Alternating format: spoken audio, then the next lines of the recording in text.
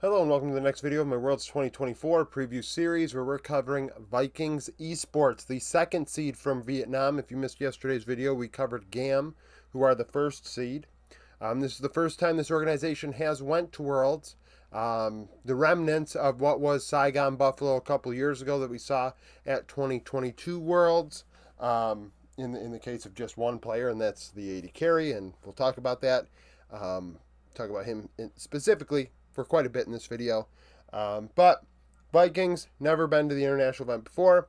Vietnam last year, Team Wales showed a lot of promise, actually nearly got out of play-ins. I believe they lost to BDS, and that's what, they lost to BDS. BDS ended up going to the main event, beating PSG, but Wales put up quite a fight.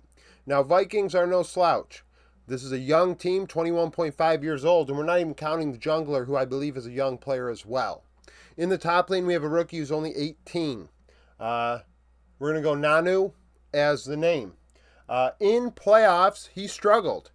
Playing against Kiea is tough. Kiea, a long-standing player. We saw his stats yesterday. He's been to many international events representing Vietnam. So for a rookie, it is what it is. He had a 1 KDA, a 7.9 CS per minute, 53.2 KP.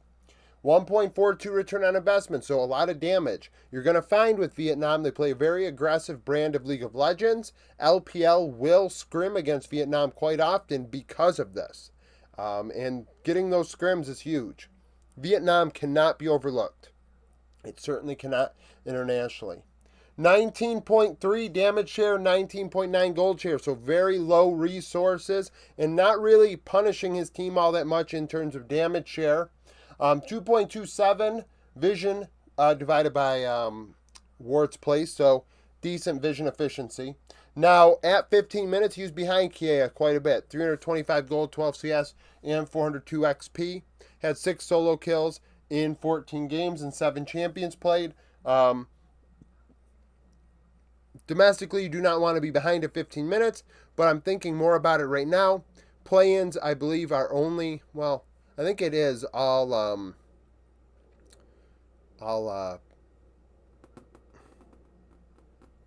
minor region teams. So with that in mind, that's a thing. Unless major region teams are in that group, I haven't really looked at the format all that closely, and things have changed since last year in terms of how these regions are distributed and things like that. But either way, Nanu has never played internationally, is a rookie. In the jungle, we have Guri. Guri has a bright future. I have not watched Vietnam play, so I have never watched Nanu or Guri play. However, from what I understand, he is a pretty good player with a bright future. 1.7 KDA, 7 CS per minute, 67.8 KP. This is par for the course when it comes to this meta, carry-oriented junglers. 1.57 return on investment is quite high. Very efficient, dealing 20.2% of the team's damage for 18.6% of the gold. That is great. Having a positive share is great as a jungler. 3.04 vision score divided by wards placed. Negative 62, so behind 62 gold despite being up 9 CS and 104 XP, in part due to playing against Levi and GAM Esports as much as they did. No solo kills, 6 champions in 14 games, no international experience. In the mid lane, we have the most experienced player on the team internationally, Katie. Katie played for GAM Esports the last 2 events of Worlds in 2022 and 2023. They also represented Vietnam at MSI 2023 as well. 3 KDA, a 10.9 CS per minute, 58 KP domestically. In the playoffs, that screams solo dolo, side lane, taking turrets, and just farming. Because they're not involved. The team is fighting away from them. 1.43 return on investment, so that's just about as high as Nanu, but behind Guri. 24.7 damage share and 25.3% of the gold share.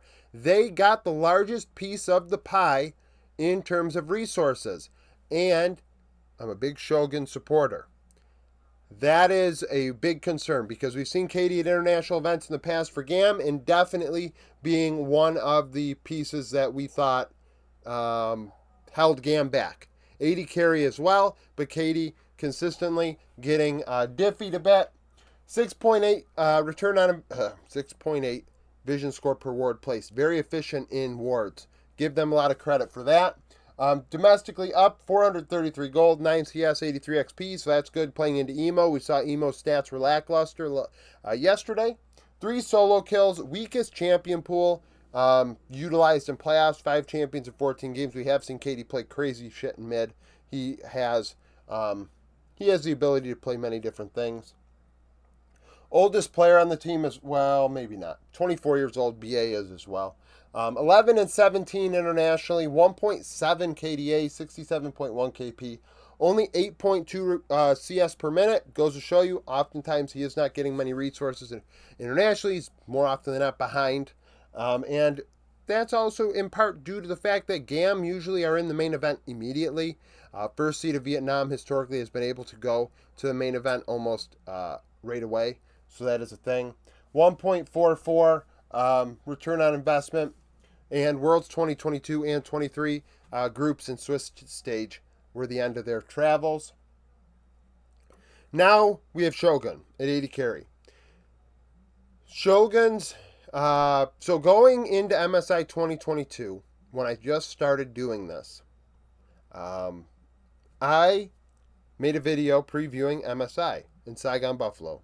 And I really underrated Saigon Buffalo. Like, disrespectfully underrated them. And Shogun and Taki went into that event. And I've said this story before, but if you're new to the channel, they went into the event and they popped Guma Carrier in the mouth and pretty much ruined their entire season in that moment, in my opinion. It completely took the confidence out of Guma, and he didn't get it back for the end of the season. I honestly believe that. And that aggression and that confidence never wavered. And that did not waver at Worlds either. Shogun had a penta at Worlds. Like, he is him. Now, that was 2 years ago, and I'm hoping that at this event he can continue to showcase why he should be a major region 80 carry. I believe it is completely insane for a Western team to not have signed Shogun after Worlds 2022. Absolutely insane. There are very few, if any, 80 carries, Western 80 carries, at that time that I would have taken over Shogun at his age. Shogun was only 18 years old, and I still, depending on how this goes, if Shogun does well, I'm going to say the same damn thing, that if he is not signed by a major region team after that event, once again, they're just shooting themselves in the foot. Because Shogun has the aggression and ability to be elite. And I really hope he showcases it once more internationally, that he is him. He is definitely, in my opinion, the best minor region player right now. Based on how he played a couple of years ago. If he got even better, it's going to be insane. 2.5 KDA, only a 9.2 CS per minute, but that's because he played Nautilus 2 games. One weakness of Shogun, clearly he can't play Senna because he's playing the Nautilus instead. 65 KP, 1.77 return on investment, which is probably pretty high. We saw yesterday that Easy Loves was also that high. 27 damage share, he is the leader on the team in that category, and only 22.6% of the gold. 2.43 vision score per ward, up 724 gold, 7 CS, and 210 XP. We're going to combine that with BAs as we go over BA and look at how the spot lane does combined. 8 champions in 14 games. Shogun is 9 and 16 internationally, 2.4 KDA, 68.9 KP, 9.7 CS per minute, and only a 1.19 return on investment. Damage numbers were much lower in 2022 before the updates to, the whole revamp of 80 carry last year. Worlds 2022, they dropped out in play-ins. They could not get out of play-ins. And he still looked absolutely disgusting, 1v9. Only 20 years old now. Like, he's the real deal. Support, BA, one of the better supports in Vietnam. Some would say the best, so it is going to be, this bot lane is a real threat. This bot lane is capable of taking over games 100%. 100%. This whole PCS visa, this bot lane can beat Betty Woody easily, easily. BA2 KDA 76.4 KP. He is the one that makes things happen for this team. He's the one. 3 out of every 4 kills BA is involved in. No one else on the team can even come close. 0.94 return on investment. He's nearly dealing as much damage as he's taking in gold. If you watch my support video a couple days ago, you'd see that is one of the highest. There's maybe only one other support. I think On is the only one that had a 0.9 or higher. 1.85 vision score per ward. On average, up 260 gold, 22 CS. So they're up almost 1,000 gold, 7 CS, and 250 XP at 15 minutes. And a wide champion pool, also 9 champions in 14 games. Internationally, 7 and 10, 2.1 KDA, 67 KP. If you didn't watch yesterday's video, the stats are limited due to MSI being in China. China in the LPL do not give out stats easily, and that's unfortunate because we would love to see stats, but they just simply don't think it's necessary to give them out, apparently. I know they track them, but they don't give them out. So that's the thing. SFM is the coach. Yes, that SFM. But he's never been a coach in an international event before. Like this. Asian Games he was. I don't care about Asian Games. This is the first time he's a coach at an international event in LOL Esports for me. So that's the thing. And this team is definitely, like Team Wales last year, a threat. It is a threat. It has to be respected. Topside, very young. It has potential to int its face-off or coin flip heads.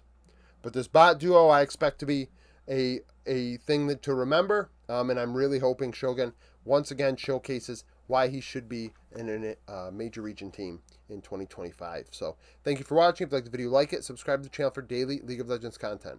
Follow me on Twitter, join the Discord, become a YouTube supporter, and hope to see you again tomorrow.